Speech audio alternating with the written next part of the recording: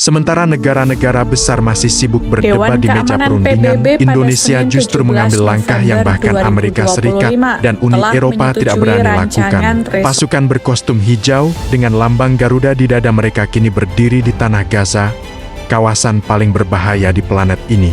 Tapi tunggu dulu, kenapa Indonesia? Kenapa sekarang? Dan pertanyaan yang lebih penting, apa yang sebenarnya sedang dimainkan di balik keputusan berani ini? Stay tune. Karena yang akan kita bongkar hari ini bukan sekadar berita, ini adalah permainan geopolitik tingkat dewa.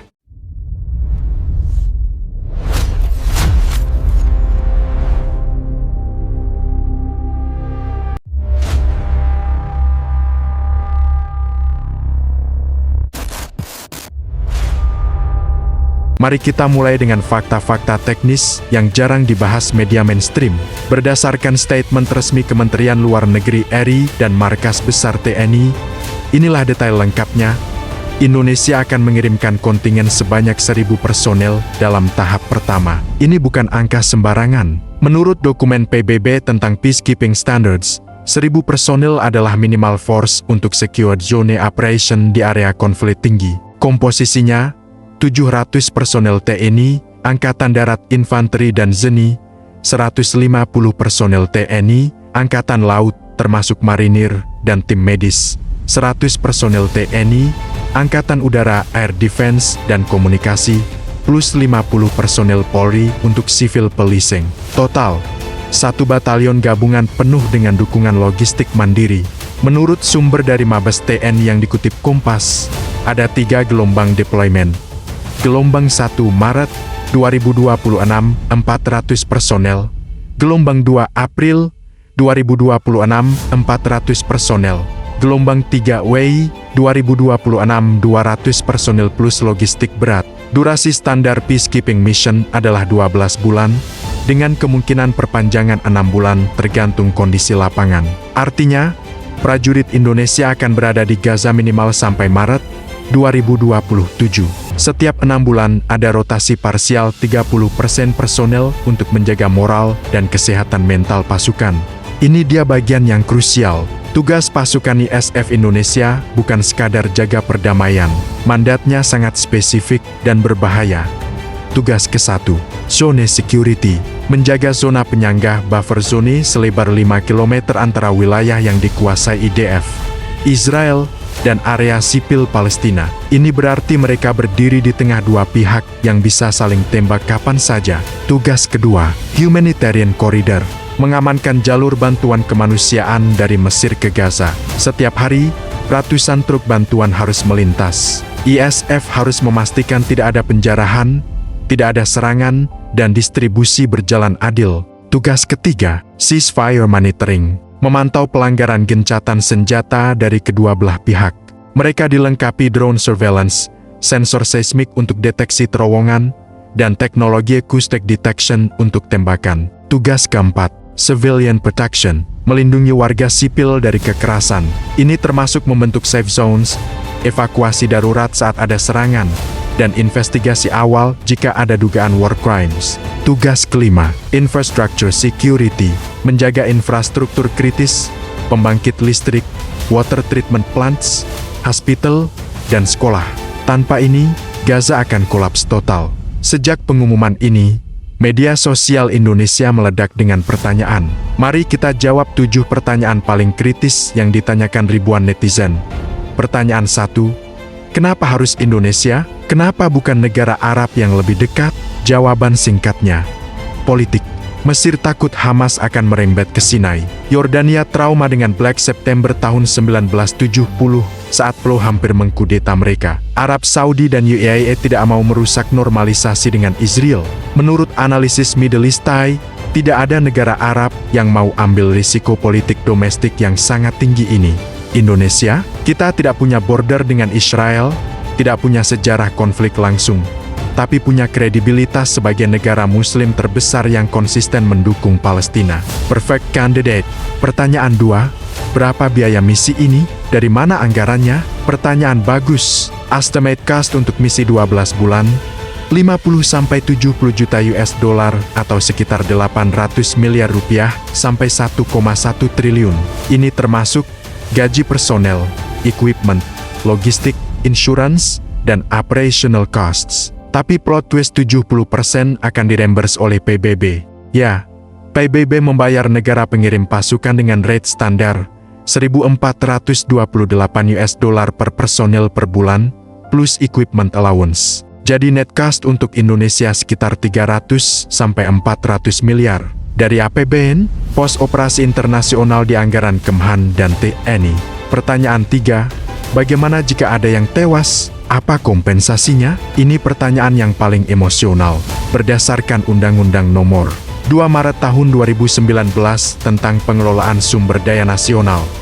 Jika personel tewas dalam misi internasional, keluarga mendapat santunan duka dari negara 300 juta, tunjangan kematian dari PBB $70.000 atau 1,1 miliar rupiah, beasiswa penuh untuk anak hingga S1, dan status pahlawan nasional.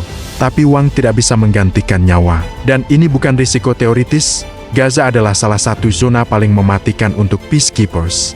Pertanyaan 4, apakah Indonesia akan jadi target teroris setelah ini? Pertanyaan yang sangat valid. Menurut Institute for Policy Analysis of Conflict IPAC, Jakarta, risiko ada tapi tidak otomatis. Kelompok pro-ISIS atau ekstremis mungkin akan menggunakan ini sebagai propaganda.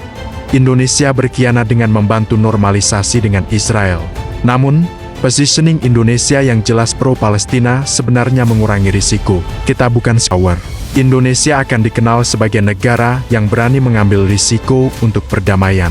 Ini adalah currency diplomatik yang sangat berharga di era multipolar. Analisis geopolitik mendalam. Sekarang kita masuk ke layar yang lebih dalam. Pengiriman pasukan ini bukan keputusan isolasi. Ini adalah bagian dari permainan catur geopolitik global yang melibatkan setidaknya 5 pemain besar. Amerika Serikat, China, Rusia, Uni Eropa, dan Blok Timur Tengah. Kepentingan Amerika Serikat berada dalam posisi sulit. Mereka secara historis mendukung Israel, tapi public opinion global terutama di Global South sangat pro-Palestina. Amerika Serikat butuh proksi yang bisa menstabilkan Gaza tanpa membuat AS terlihat seperti occupation force. Indonesia adalah jawaban sempurna. Dengan membiarkan dan bahkan mendukung Indonesia di SF, Amerika Serikat bisa berkata, lihat, ini bukan proyek Barat. Ini adalah inisiatif Muslim majority country untuk membantu saudara mereka. Perhatikan ini, dalam 12 bulan terakhir, Amerika Serikat telah mengalokasikan 200 juta $US dalam bentuk development aid, military cooperation, dan infrastructure investment ke Indonesia. Coincidence? Mungkin tidak. Kepentingan China bermain game yang berbeda. Beijing tidak ingin Indonesia terlalu dekat dengan Washington, tapi juga tidak ingin Indonesia jadi musuh Barat. Sweet spot untuk China adalah Indonesia tetap non-aligned tapi condong ke multipolarity. Dengan mendukung misi Gaza ini yang sejalan dengan posisi China yang pro-Palestina, Indonesia menunjukkan bahwa mereka tidak sepenuhnya mengikuti agenda Amerika Serikat. Ini membuat China senang dan sebagai reward, China terus memompa investasi $8,2 miliar di 2024, fokus di high-speed rail, nickel processing, dan digital infrastructure. Gaza Mission memberi China alasan untuk maintain atau bahkan increase investment ini. Kepentingan Rusia mungkin pemain yang paling quiet, tapi tidak kalah penting. Moskow punya kepentingan di Syria, hubungan dengan Iran, dan ambisi menjadi power broker di Timur Tengah. Dengan Indonesia masuk ke Gaza, Rusia melihat ini sebagai dilution dari dominasi Barat di conflict resolution. Rusia tidak aktif mendukung, tapi juga tidak menghalangi. Sikap benevolent neutrality ini menguntungkan Indonesia. Kepentingan Timur Tengah, negara-negara Gulf seperti UAE, Saudi, Qatar melihat Indonesia sebagai model Muslim country yang modern, moderate, dan economically successful. Mereka ingin Indonesia succeed di Gaza karena itu akan memvalidasi naratif bahwa Muslim countries can lead peacekeeping. Expect massive investment dari Gulf Sovereign Wealth Funds ke Indonesia dalam 12-24 bulan ke depan. Sektor target, renewable energy, tourism, Islamic finance, dan tech startups. Estimated value, 10-15 miliar $. Sejak 1948, Lebih dari 4.200 pasukan penjaga perdamaian PBB gugur dalam menjalankan tugas. Di kawasan Timur Tengah khususnya, tingkat fatalitas bahkan 3 kali lebih tinggi dibanding wilayah lain. Gaza dengan kepadatan konflik yang ekstrem berpotensi jauh lebih berbahaya. Faktor ancamannya beragam. Serangan roket baik dari faksi Hamas maupun serangan udara IDF, bom YD dan ranjau darat, tembakan sniper, bom bunuh diri, penculikan, hingga yang paling berbahaya penyusupan serta serangan dari orang dalam insider attacks.